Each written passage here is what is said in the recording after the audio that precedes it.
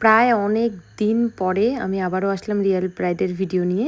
চলো আমার চুলবুলি ব্রাইডের গল্প নিয়ে আজকে থাকছে এই ভিডিও। এরকম লাগবে যেন আমি মনে হয় প্রচুর জল খেয়েছি 3-4 মাস ধরে। হ্যাঁ, হাইড্রেটেড একটা স্কিন লাগবে আর একটু নিউট্রেল কিন্তু খাইস নেই বল জল। খাইছি রে, কিন্তু হয় না, খুব কষ্ট হয়। চলো হাইড্রেটেড স্কিন বানাই দিব। আমি শিওর রেজাল্টটা খুব ভালো হবে, স্যাটিসফাইড হবে। ওকে, একটু দেরি হলো তার জন্য সরি। ইটস ওকে, ঠিক আছে, চলো চলো। কেন বললাম চুলবুলি ব্রাইড নিশ্চয়ই বুঝতে পেরেছো তোমরা কথাবার্তা শুনেই। সো ভীষণ কাছের একজন মানুষ আমার আজকের ব্রাইড। আজকের ডেটটা কিন্তু ছিল 9 তারিখ। ভীষণ ভাইটাল একটা ডেট, ঘরে ঘরে বিয়ে, মানে লক্ষ্মী পুজোর মতো বিয়ে একদম।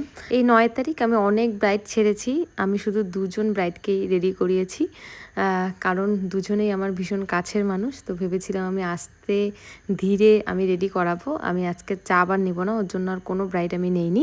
তবুও এই মিষ্টি ব্রাইডের এখানে যেতে কিন্তু আমার অনেকটাই দেরি হয়ে গেছিলো, কারণ রাস্তাটা অনেকটাই দূরে। প্রথম কাজ আমার সাঙ্গার বাড়িতে ছিল, সেটাও কিন্তু মানে আমি তোমাদের সাথে শেয়ার করব, এখনও শেয়ার করা হয়নি।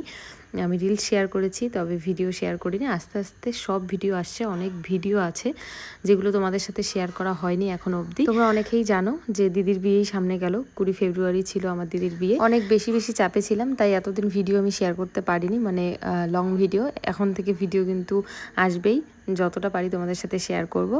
সো ব্রাইডের ডিমান্ড তো তোমরা শুনতেই পেলে। চুলবুলি ব্রাইড বলছিল যে হাইড্রেটিং স্কিন করে দেয়, আমি যেটা করতে পারিনি। যেমন কথা তেমন কাজ, যথেষ্ট চেষ্টা করেছি। আমি প্রত্যেকটা ব্রাইডের ওখানেই ব্রাইডের মন মতো করে দেওয়ার চেষ্টা করি যেটা চায় সেটা যাতে পায় ওরা, কারণ সেদিন তাদের স্পেশাল দিন। সো দিদি টায়রা টিকলি কেনে নি, তো বলছিল যে টায়রা টিকলি আমাকে মানাবে, তাহলে আমার কাছে একটা চেন আছে, এভাবে করা যায়। যদিও ব্রাইডের আইডিয়াই ছিল, তবে হচ্ছে ভীষণ ভালো লাগছিল, না হলে কপালটা অনেকটা খালি খালি লাগছিল, যেহেতু কপালটা একটু বড়। সো করে দিয়েছি দিদির, আর সত্যি ভীষণ মিষ্টি লাগছিল। একটা ভালো স্কিন যেমন মেকআপটা আরও সুন্দর হয়, তেমন কিন্তু সব কিছুই দরকার, মুকুট থেকে শুরু করে সব কিছুই একটা লুক তৈরি করার জন্য। সো লুক কিন্তু কমপ্লিট। চলো শুনে নেওয়া যাক তনুশ্রীদির কেমন লাগলো আজকে। কেমন লাগলো বল আগে।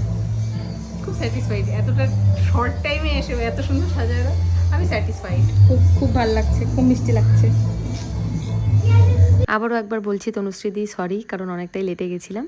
সো চেষ্টা করেছি তনুশ্রীদির মন মতো করে দেওয়ার, আশা করছি ভালো লেগেছে। তোমরা তো রিভিউ শুনতেই পেলে। সো তোমাদের কেমন লাগলো অল ওভার লুক অবশ্যই কিন্তু জানাবে। আর আমি একটু বাইরে গেলাম, দিদিকে যখন নিয়ে গেল বসার জন্য। সো ডেকোরেশন ভীষণ সুন্দর করেছে, আমি এরকম ডেকোরেশন দেখিনি সচরাচর, তো ভাবলাম একটু ভিডিও করি, তোমাদের সাথে সেটা শেয়ার করি। আর এটা ছিল এন্ট্রি হচ্ছিল, আমি একটু ভিডিও করে নিলাম। তারপরে আরও একজন পার্টি মেকআপ ছিল, সেটাও আমি করব। প্যান্ডেল অনেক বড় ছিল, কারণ দিদিদের অনেক মানুষ ইনভাইটেড ছিল।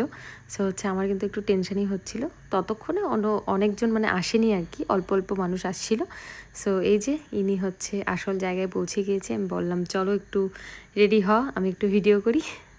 তারপরে খাওয়া দাওয়ার মেনু, এটা তো তোমাদের সাথে আমি শেয়ার করেইছিলাম, হোয়াটসঅ্যাপে করেছিলাম, ফেসবুকেও করিনি।